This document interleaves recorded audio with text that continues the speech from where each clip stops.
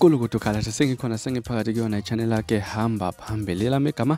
ngomfeze ukuthi wakho malo bathi la sibona amagomede mawuthi usemusha la ekhaya ngizocela enza sure ukuthi uyasubscribe ungakhohlwa ukucomment nokulike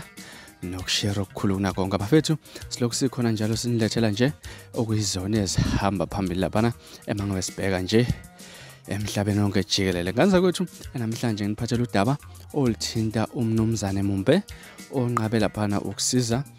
umuntu okade ginqene emoto kunevideo nje esethi ukusabalela lapha enkundleni zokuxhumana kuFacebook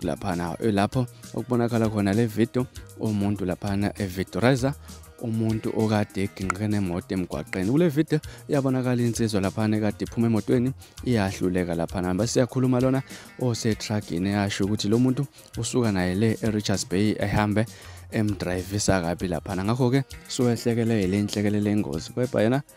ngekhe aze amsize ngoba kade hambe emdrivisa kabi indlela yonke lena kodwa nje makuthi mhlambe bungakayiboni le video ake ubambelana sixoxe mangabe sesiqeda. Niyambona ke lo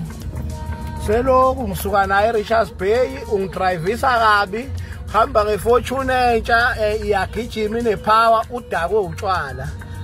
ngiyambona uyaphuma phakathi ngiye nokuyomkhipha lo ucishe unguyisisa ngetruck lo muntu lo akayibona ukuthi uzaphuma kanjani lapha fuck ngize ngimkhiphe mina naso leso sikhathi nganza ukuthi ngiyethemba lapha uzibonele ngawakho amehlo lapha ukuthi le video okukhulunywa ngayo kusuke kukhulunywa ngento kanjani abantu bakhala impela ngesibindi esikulo babo ukuthi noma ngabe umuntu mhlambe amonile lapha kodwa mangabe sesenkingeni kuyadingeka phela ukuthi mhlambe naye asondele afake isandla wena mhlambe ngakuthini mhlambe nanga umuntu ukudrivise kabi indlela yonke sewehlekela inkinga mhlambe ngeke uzumsize okanye mhlambe ungasondela umnceda hlanga lapha kwi-comment section sidingide lolu daba ngazo kwethu bekuzona ezisenkezweni bese nibikela zona namhlanje ningakhohlwa ukusubscribe nokulike kanjalo futhi nokushare uNkulunkulu azabe nani anigcine nisiphathe kahle nibe nosuku lomnandi ngithanda kakhulu.